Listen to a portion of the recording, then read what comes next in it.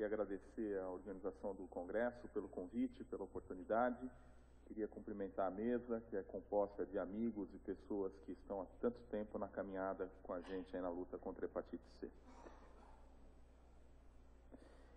Essa é a minha declaração de conflito de interesse. Eu queria salientar aqui essa participação na OMS. Eu tive a honra, o Paulo já facilitou bastante a tarefa. Eu participei e participo como consultor da OMS desde a primeira edição da Guia de Orientação para o Tratamento da Hepatite C.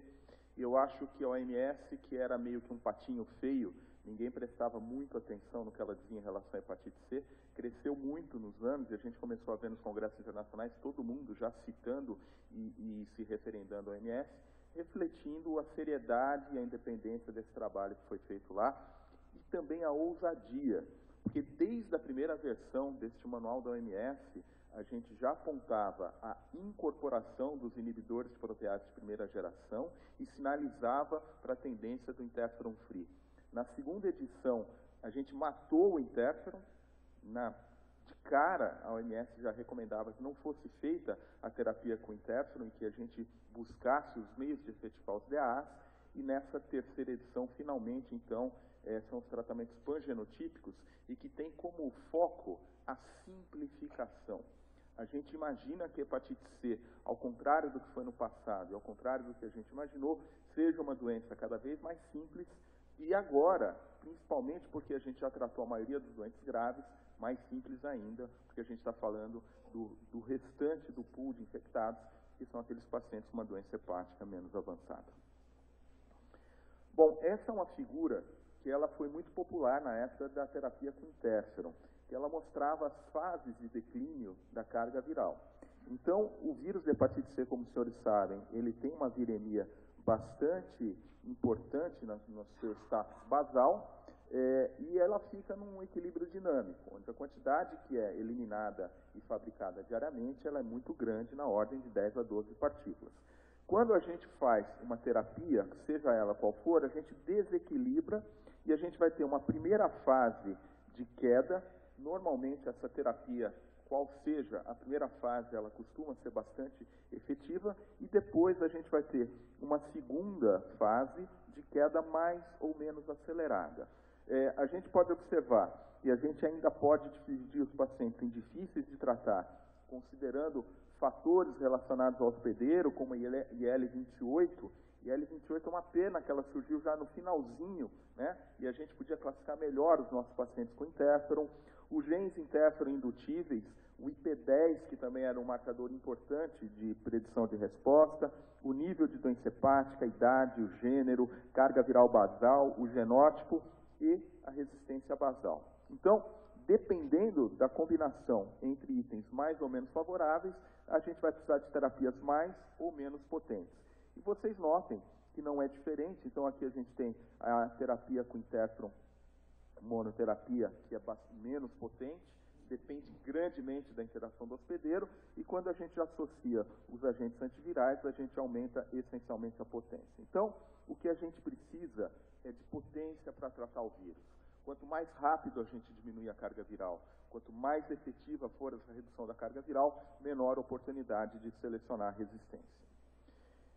Esses são os DAAs disponíveis hoje por classe. Então, a gente tem os inibidores de protease, o glecaprevir, o voxlaprevir, o grazoprevir, o paritaprevir, o cimeprevir.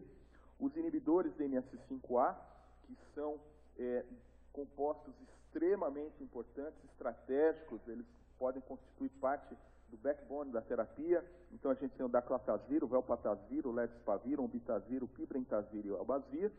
A gente tem os inibidores da polimerase análogos nucleotídeos sofosbuvir e os inibidores da polimerase não análogos, que é o dazabuvir. É muito importante enfatizar o papel do sofosbuvir.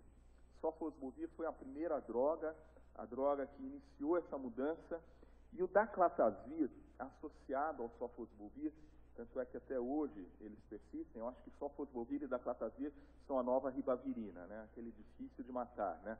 A gente não elimina. E desde o início a gente teve a felicidade de contar com o daclatazir e o sofosbuvir no programa brasileiro. E eles continuam até hoje hoje, tanto pela simplicidade quanto pela segurança e por serem pangenotípicos. Agora, o daclatazir, ele tem uma história interessante. Ele foi desenvolvido pela Bristol por um pesquisador chamado Mingau, que não é piada, o nome dele é Mingau, né? E o Mingau, ele mostrou que mais do que inibir o NS5A, é um complexo de enzimas que é inibido, com pelo menos 3 sítios de ação. Então, a associação do inibidor da polimerase com o inibidor de NS5A realmente é extremamente potente e importante para o êxito da nossa terapia. Bom, hoje a gente lida com uma falha da terapia que é da ordem de 5 a 10%. Eu acredito que a gente deva ter, em média, 5% como número final. E da onde viria essa falha? Resistência natural? Será que a resistência natural do vírus é importante? Embora a gente tenha ali um complexo de vírus, até porque na replicação do vírus, em alta carga viral, com uma meia-vida que é em torno de 2 horas ou menos da partícula viral, e sem mecanismos que corrijam erros de replicação, é natural que a gente tenha uma pleiade de cepas virais no mesmo paciente, com várias RAVs ali ao mesmo tempo. Mas será que isso tem significado clínico? Provavelmente não. A resistência adquirida, ela tem algum impacto, como a gente vai ter a oportunidade de ver. Agora, sem dúvida nenhuma, o básico, a adesão à terapia. Os mais jovens que não tiveram oportunidade de tratar com interferon, eles talvez não tenham essa visão que a gente tem, mas os pacientes têm. O paciente que já passou por vários tratamentos, que tomou interferon, quando toma esses remédios novos, eles acham até que não estão tomando nada, porque eles são tão seguros e não dão efeito colateral, e aí entra o risco de negligenciar. Então, é uma terapia de tiro curto, de baixa complexidade, mas que a gente precisa sim educar os pacientes a tomarem os remédios direitinho. Então, a adesão continua importante. Doença hepática avançada, ela continua também um marcador importante de falha, e as interações medicamentosas, evidentemente, a gente tem que recorrer àquele site para verificar se há alguma interação desfavorável. Existem algumas premissas quando a gente fala de resistência. Primeiro, a taxa de RVS é extremamente alta, como a gente falou, passa de 95%. E aí, quando a gente está falando de terapias, sejam qual for, que tem taxas de resposta acima de 90% a 95%, eu quero enfatizar esse conceito. A gente pode tratar de qualquer maneira. Tem que ser o tratamento que seja o mais barato e o mais sustentável possível. Se vai ser o A, o B ou o C, isso é indiferente para a gente. Se é um genérico autorizado pelo OMS, se é um medicamento de marca, isso para nós é indiferente. Se o de marca custar mais barato que o genérico, vamos ao de marca. Se o genérico for mais barato que o de marca, vamos ao genérico. Não importa, todos funcionam. Mas, embora seja uma RVS muito alta, o número de pacientes tratados, ele pode evidenciar uma necessidade de resgate. Se eu tratar 1 milhão, eu estou falando de 5% de falha, vocês observem que a gente vai ter um número relativamente grande de pacientes a serem tratados. No caso do Brasil, a gente vai ter alguns poucos milhares. Quando eu falo poucos, são poucos mesmo.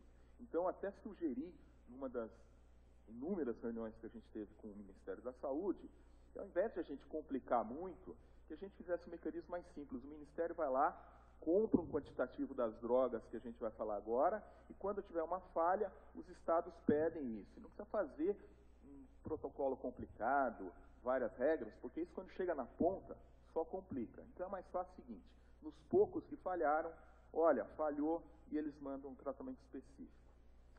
Bom, dada a elevada efetividade da terapia, o número de mutantes nos estudos de registro foi pequeno. Então, essa é uma outra dificuldade que existe. Quando a gente está falando de remédios tão potentes, não sobra falha para ser estudada. A falha virológica associa a seleção de isolados resistentes.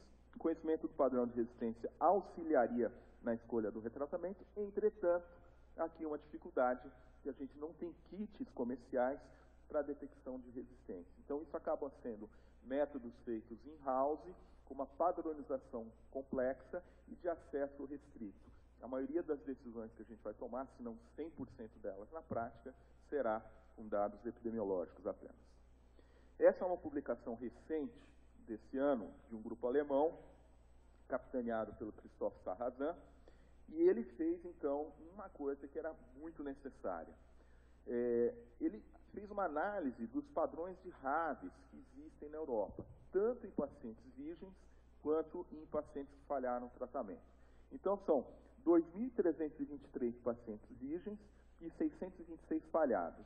Aqui a distribuição, eu coloquei em negrito os esquemas que já existiram, que existem no Brasil. Então, vocês olhem que, embora a gente tenha 626 falhas, se a gente for olhar o número diante do total de pacientes tratados, é muito modesto para que a gente tenha um dado definitivo. E o que a gente pode encontrar aqui? Comparando com os pacientes naíves, o que aumentou em mais que 10% após uma falha? Então, a gente tem aqui o genótipo 1A, o genótipo 1B, o genótipo 2 e o genótipo 3. Eu cobri o genótipo 4 porque ele é desprovido de interesse para nós aqui no Brasil. E aqui a gente tem os esquemas com cimetrezida, aclatazila, etispavir e sofosbuvir, o 3D ou 2D, e o sofosbuvir com ribavirina e interferon pegilado. Então, vocês olhem que, em relação ao cimetrezida e sofosbuvir, na protease, a gente tem a R55K e a D168 como importantes. Em relação ao Viequira, de novo, a R155 e o 168.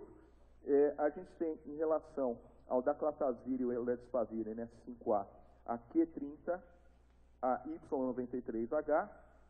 Em relação à polimerase, a 282, que não é tão importante assim. Esse padrão, ele se repete quase que integralmente no genótipo 1B. No genótipo 3, a gente vê que tem de novo a 93 e a 282, e essas são, então, as RAVs mais citadas e mais importantes. Isso vai se traduzir, quando a gente vê em opções terapêuticas, a gente tem aqui o genótipo 1, o genótipo 2 e o genótipo 3, o 4 eu cobri novamente, e a gente vai observar várias opções terapêuticas. Então, pacientes virgens e pacientes que eventualmente tenham usado essas drogas anteriormente. Qual é a dificuldade, o percentual de pacientes passíveis de um retratamento? A gente nota que a maior dificuldade realmente ela se dá no combo do 3D, com 29% apenas dos pacientes suscetíveis a um tratamento, e com daclatazir e sofosbuvir de 16%. Então, as dificuldades que a gente tem, e na nossa prática, o daclatazir e sofosbuvir que falhou, acaba sendo importante, mas vocês notem que para as outras combinações, o percentual de pacientes que pode ser tratado com sucesso, ele é bastante alto. E aí, aqui algumas opções que eu não vou comentar, porque a gente vai falar mais para frente. Já foi mostrado anteriormente, na OMS, então aqui a gente tem os pacientes sem cirrose, a gente tem 3 esquemas pangenotípicos recomendáveis, o glecaprevir e o pibentazir por 8 semanas, para os pacientes sem cirrose, sofidaclata por 12 semanas e sofosvelpata por 12 semanas também, todos sem ribavirina. Nas pessoas que têm cirrose, o glecapribenta pula para 12 semanas, o sofosvelpata continua com 12, e aqui no sofidaclata, como a ideia é simplificar, a gente colocou 24 semanas para todo mundo, que aí não tem erro. Se for um paciente que tenha uma maior dificuldade de tratamento ou não, a gente vai acertar, porque a gente está dando já 24 semanas para ele e não vai ter falha e não vai precisar da ribavirina. Entretanto, em países onde a gente tem uma frequência baixa de pacientes infectados pelo genótipo 3, sabidamente, ou menor que 5%, a gente mesmo pode colocar por 12 semanas, mesmo nos cirróticos. Eu acho que, dado a diferença de custo e segurança, não vale a pena arriscar, é melhor fazer 24 semanas. E o que a OMS recomenda para o retratamento depois da falha a um DAA? O único esquema pangenotípico que está validado para essa situação no Conselho da OMS é a associação sofosbuvir, velpatazir, voxlaprevir. Né? Então, essa é a recomendação da OMS para uma falha pós-tratamento. Porém, é importante, e eu já usei isso na prática, tive a oportunidade, que na ausência de regimes outros, estender o tratamento que foi feito anteriormente para 16 ou 24 semanas pode ser uma tentativa reforçando, né, enfatizando a questão da adesão. Eu tive alguns poucos casos onde a gente fez isso e deu certo, né? Mas essa é uma questão validada pela OMS, entretanto, a gente precisaria de novos esquemas, e eu enfatizo, então, a presença do voxlaprevir, do velpatazir e do sofosbuvir. E por que isso? Isso deriva dos estudos de registro, a gente vê os estudos de fase 3, o Polaris 1 e 4, que analisou essa associação. Então, vocês observem que no grupo controle do Polaris 1, a gente tinha um número de pacientes cirróticos, e tanto no 1 quanto no 4, a gente tinha um percentual significativo de cirróticos. Grande parte dos pacientes tratados no Polaris 1 foram expostos previamente aos inibidores do NS5A. A gente observa que parte significativa deles teve mais de um tratamento contra o vírus da hepatite C, e um percentual que não chega a 10%, mas que não é desprezível, era de não respondedores e não de recidivantes, caracterizando, portanto, uma falha terapêutica. E a despeito disso, se a gente olhar tanto para o Polaris 1 quanto para o Polaris 4, a taxa de RVS, ela fica perto de 100%, não importa a variável que a gente analise. Portanto, essa é a base e o porquê que a Organização Mundial da Saúde recomenda esse como um esquema muito bem validado para que a gente trate as nossas falhas. A SLD, ela tem outras sugestões. Se a gente pegar aqui, os pacientes de genótipo 1 a 3, com cirrose compensada até Child A, os pacientes que sejam expostos ao inibidor de NS5A genótipo 1, eles podem ser tratados com sofosbuvir e voxeloprevir por 12 semanas. Os pacientes tratados com sofosbuvir e ribavirina genótipo 2, eles têm a opção de serem tratados com sofosbuvir e velpatazir por 12 semanas também, ou com glecaprevir e pibrentazir por 12 semanas. Pacientes experimentados em NS5A prévio com sofosbuvir genótipo 2 podem ser tratados também com sofosbuvir, velpatazir e voxeloprevir no caso de cirrose compensada, com ou sem. E os pacientes genótipo 3, que são os mais difíceis, experienciados previamente ao esquema que tem o NS5A, eles deverão ser tratados com a combinação do sofosbuvir, velpatazir e voxeloprevir.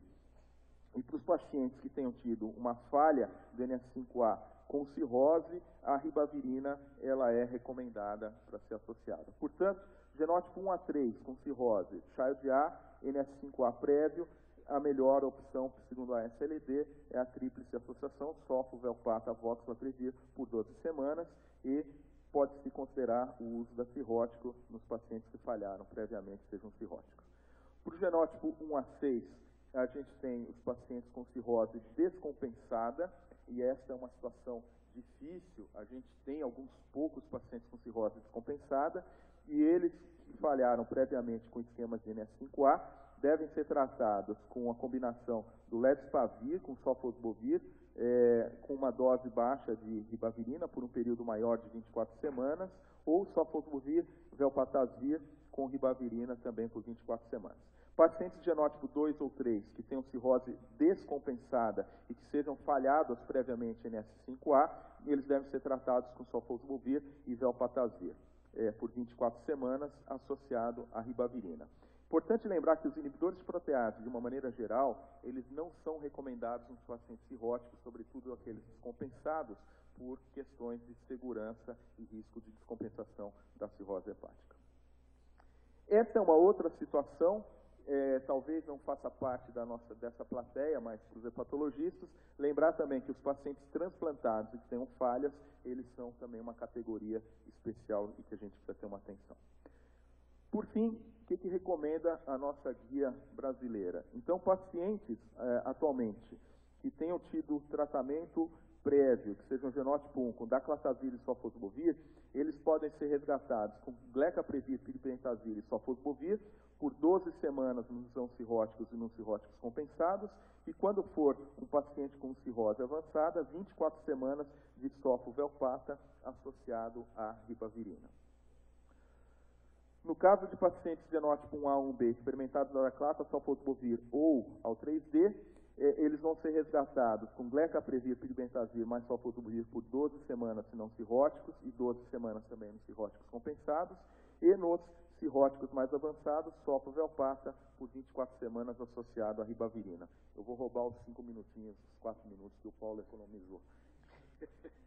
O genótipo 1A ou 1B, experimentado a simeprevir e sofosbuvir, ele deve ser tratado com sofosbuvir, daclatazir e ribavirina por 24 semanas, seja ele não cirróticos, seja ele um cirrótico compensado, e no caso dos cirróticos avançados, a associação da ribavirina ela é recomendável. Por fim, os pacientes genótipo 3, experimentados a daclatazir e sofosbuvir que falharam, eles deverão ser tratados com sofosbuvir, velpatazir e ribavirina apenas quando forem cirróticos mais avançados, e aí 24 semanas com ou sem ribavirina, e no caso dos pacientes não cirróticos ou cirróticos child A, glecaprevir, pibentazir associados a sofosbuvir e ribavirina por 12 semanas. Então, a pergunta que ficou, né, no título da apresentação, a falha é relevante? Ela é relevante para o indivíduo, mas ela não é relevante para o coletivo. Muito importante a gente ter essa percepção. Do ponto de vista de saúde coletiva, a regra é curar. A regra manda, não é exceção. Por isso que eu fiz aquela sugestão, a gente não precisa ter um protocolo tão complexo, a gente ter, sim, uma alternativa para tratar os nossos poucos pacientes que falharem. E, além disso, esses são os novos uniformes para a gente estudar e lidar com a hepatite C, né? Que, na verdade, tem que se vestir de Indiana Jones e partir quase que para a arqueologia e paleontologia. Porque a hepatite C, se vocês forem observar, ela vem diminuindo a sua presença nos congressos, vem diminuindo a sua presença nas publicações, isto graças a Deus. Nós estamos realizando um feito histórico, que é a eliminação de uma doença infecciosa. E isso por quê? Então, se vocês observarem, a gente tem aqui a curva de tratamento com interferon, e aqui, a partir do final de 2015, quando a gente introduz no Brasil os DAAs, como aumenta o número de pacientes tratados. Só que esses pacientes são tratados e saem da curva. Então, efetividade dos DAAs, demografia dos infectados. Lembrar que a hepatite C, no Brasil, é uma doença de pacientes mais velhos. E esses pacientes mais velhos têm um padrão epidemiológico de exposição pregressa. A gente não tem novos casos, não tem novas infecções no Brasil. E, infelizmente, a gente também não tem tido sucesso em diagnosticar mais esses pacientes. Ou seja, a impressão é que quem tinha que ser diagnosticado já foi diagnosticado. Então, o fim da hepatite C no Brasil, eu acho que está próximo, porque a gente foi muito competente ao lidar com esse problema aqui, e cada vez mais se reduz o número de pacientes. A gente vai ter uma nova leva agora dos F0, F1, F2, que serão tratados assim que o Ministério liberar os remédios para a gente, e eu acho que a partir daí o impacto ganha, é muito menor da hepatite. Então, o retratamento da hepatite C. Precisamos de novas opções? Não. Na minha opinião, não. Não há mercado, não há interesse científico, não há interesse coletivo, e os piores pacientes, os pacientes com doença mais avançada, já foram tratados. O que a gente precisa? De uma vacina. Uma vacina contra a hepatite C é tecnicamente muito difícil de se obter, e provavelmente as pessoas perderam interesse nesta pesquisa. Então, essa é uma foto um pouquinho de história, né? Nossos consensos da Sociedade Paulista de Infectologia, Brasileira de Infectologia, uma reunião de experts pré-incorporação dos DAAs no Ministério da Saúde, o lançamento da primeira histórica versão do nosso PCDT, que mudou a história da hepatite C no Brasil, e aqui uma reunião mais recente, mostrando vários dos personagens aqui. E naquela ocasião, a gente dizia que a luta continua, companheiros, não é isso? E a gente tem que continuar lutando mesmo para evitar os retrocessos e os anos de chumbo que voltem. Mas a luta em termos de hepatite C acabou. Eu acho que agora o nosso desafio é realmente continuar diagnosticando e tratando para curar os nossos pacientes. Muito obrigado.